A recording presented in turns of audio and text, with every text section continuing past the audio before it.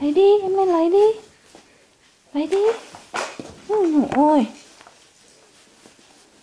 thích bò cho nhanh cơ. Lên đi. Ui dồi, giỏi quá. Đấy mẹ cái đèn.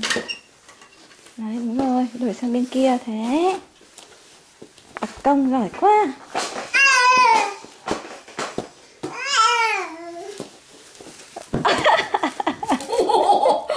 Cái này thấy chưa? Thấy chưa?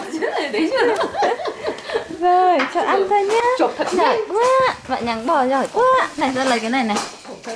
Ừ. Này. Ra đây lấy. Ui.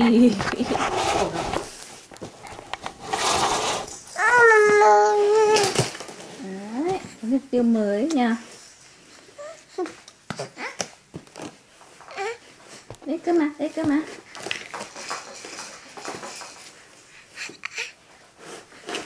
Cái gì đây?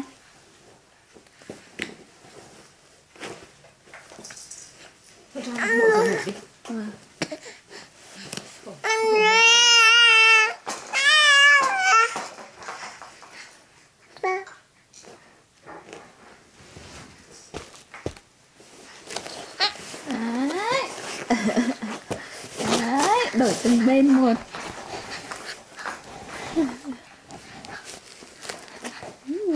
Rồi, bò nhanh chưa?